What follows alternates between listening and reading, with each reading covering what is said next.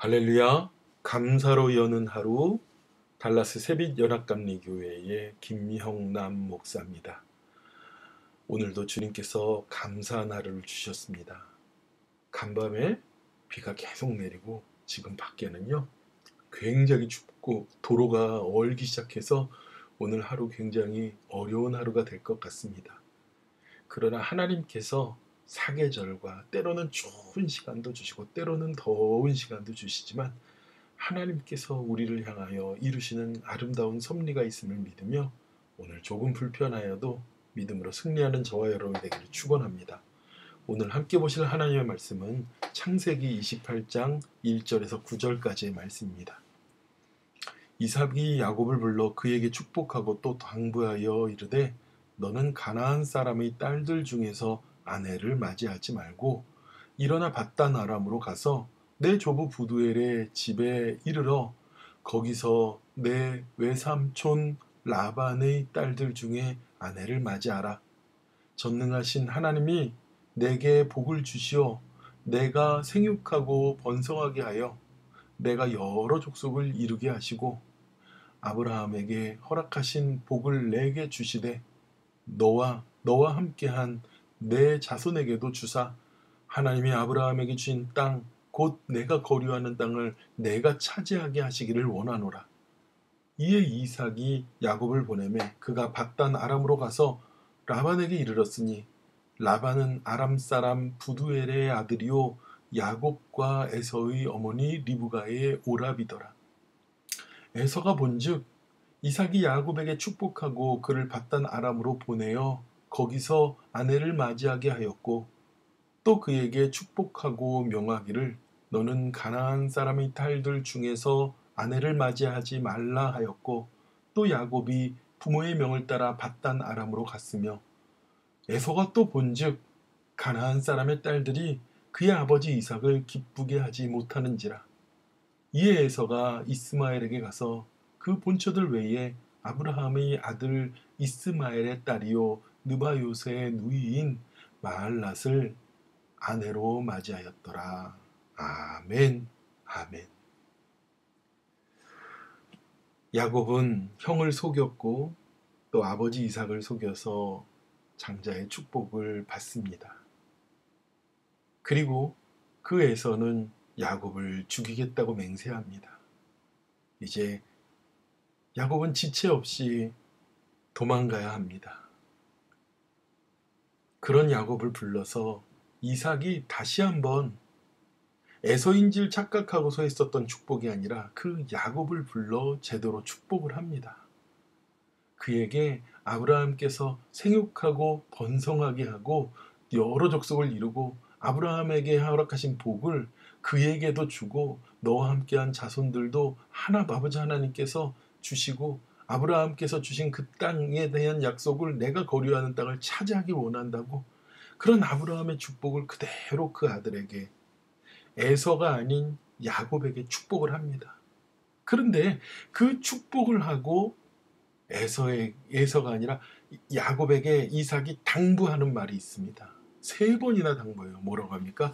너는 가나안 사람의 딸들 중에서 아내를 맞이하지 말고. 자 보십시오. 또 6절에 축복하고 명하기를 너는 가나안의 사람들 중에서 아내를 맞이하지 말라.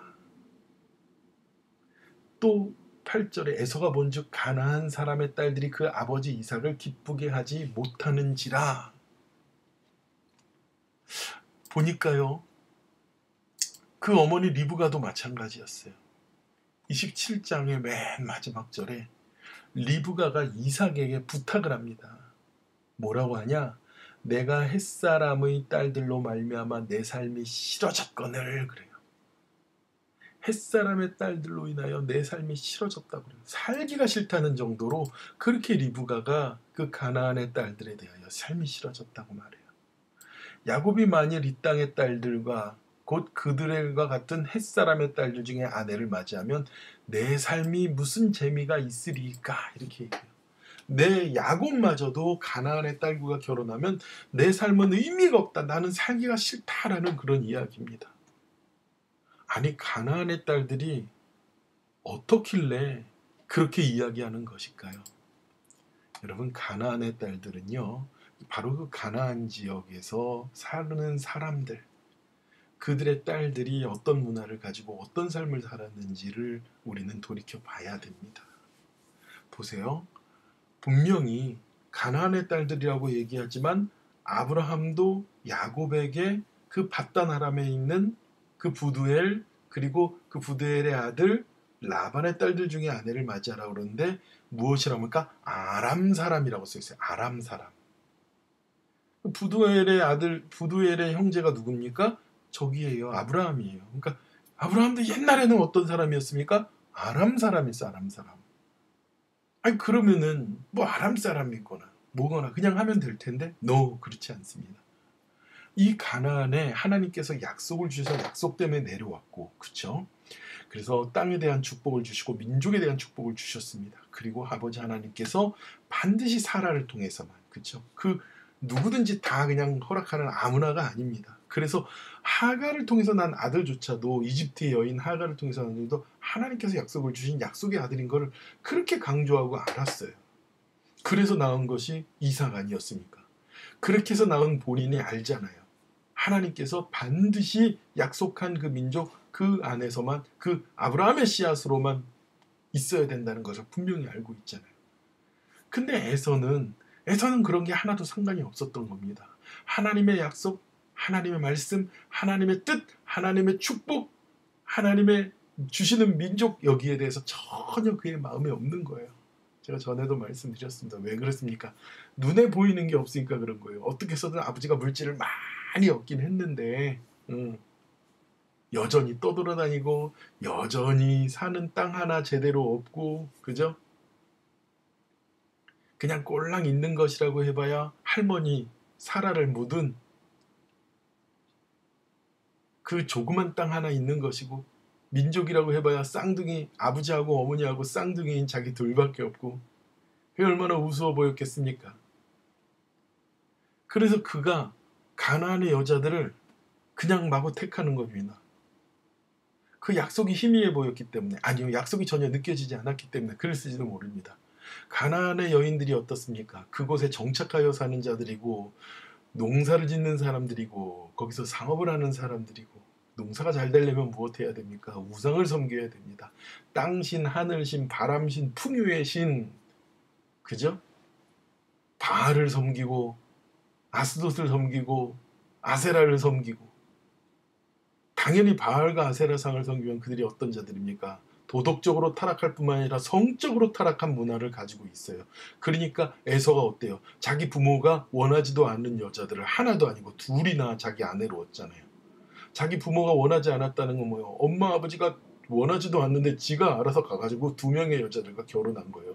바로 이게 성적이고 도덕적인 타락을 말하고 있는 거고 바로 가나안 지역에 편만해져 있는 그런 문화적인 범죄를 이야기하고 있는 것입니다. 그러니 행실이 어떻겠습니까? 그렇게 데리고 온 해적 속의 딸들, 가나안 사람들의 딸들을 보는 이 어머니 리브가의 속이 터지는 거예요. 그래서 내가 살기 싫다는 거, 살기 싫다. 야곱마저 그렇게 되면 나는 정말 무슨 마음, 나는 정말 더 살기 싫을 것 같다고 이야기하는 것입니다. 그냥 단지 우상을 섬기고 문화가 다른 문제가 아니라 에서에게 심각한 문제가 있었잖아요. 에서가 그렇게 손쉽게 에서가 그렇게 아버지 하나님의 약속과 축복에는 집중하지 않고 그냥 눈에 보이는 정욕과 안목으로 인하여서 가나안 사람의 딸들과 쉽게 결혼했다는 건요. 에서는 하나님을 온전히 믿지 않는 자들이라는 거랑 마찬가지예요. 에서는 하나님의 축복을 믿지도 않을 뿐만 아니라 하나님의 축복도 결국 아버지한테 와서 왜 나에게 축복 안 해주십니까? 그렇죠. 복에만 관심이 있는 거예요. 하나님의 약속에는 관심이 없는 자가 바로 에서였던 것입니다. 우리는 어떻습니까?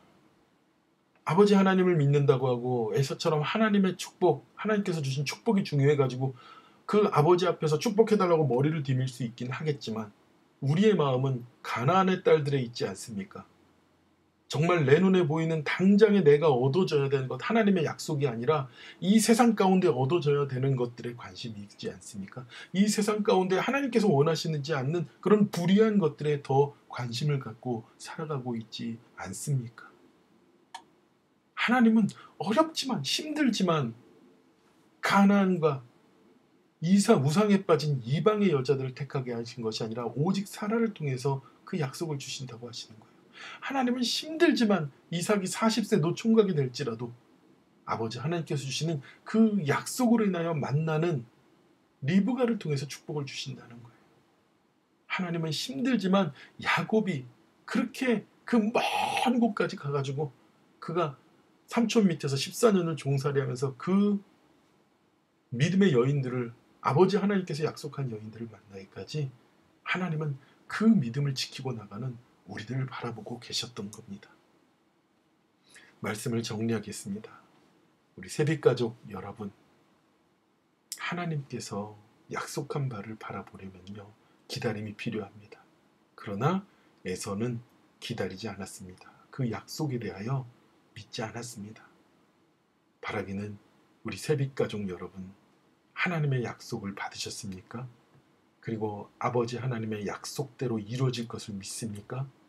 그렇다면 우리의 삶에 하나님의 외의 것, 가나안의 사람들과 같은, 가나안 사람의 딸들과 같은 안목과 정욕에 의해서 우리가 취하고 싶었던 것들을 잡는 것이 아니라 하나님 약속 붙잡고 야곱처럼, 그리고 에서가 당부한 것처럼 아버지 하나님의 거룩한 약속을 위하여 바라보는 저와 여러분이 되기를 축원합니다. 기도하겠습니다. 아버지 하나님, 믿음의 가정엔 하나님께서 기뻐하는 자들과 함께해야 될 줄 믿습니다. 에서처럼 안목과 정욕에 눈이 어두워서 이 세상에 보이는 좋은 것들로만 찾으려고 하며 하나님의 약속을 놓치거나 그 축복을 가볍게 여기는 우리가 아니라 반드시 주님의 약속을 붙잡고 그 축복을 얻어내는 야곱과 같은 우리가 되게 하여 주시옵소서. 오늘도 날씨가 많이 굳고 어렵습니다. 하나님, 우리의 다니는 모든 행보를 붙잡아 주시고, 특별히 아버지 하나님, 우리 김영재 목사님 육신의 연약함을 입고 있습니다. 하나님 고쳐주시고 붙잡아 주시옵소서. 그의 영혼이 주님을 사모하고 간절히 아버지 하나님을 바라보고 주님을 찬양합니다. 주님의 그 사랑하는 딸 치료의 광선을 비춰 주시옵시고 강건하게 일으켜 주시옵소서. 힘있게 하여 주시옵시고 아버지 하나님, 주님께서 맡기신 그 사명 온전히 이루도록 건강을 회복하여 주시옵소서. 모든 은혜를 감사드리며 예수님의 이름으로 기도드렸사옵나이다. 아멘. 아멘. 오늘 하루 안전하고 그리고 감사한 하루 되시길 축원합니다. 기도하겠습니다.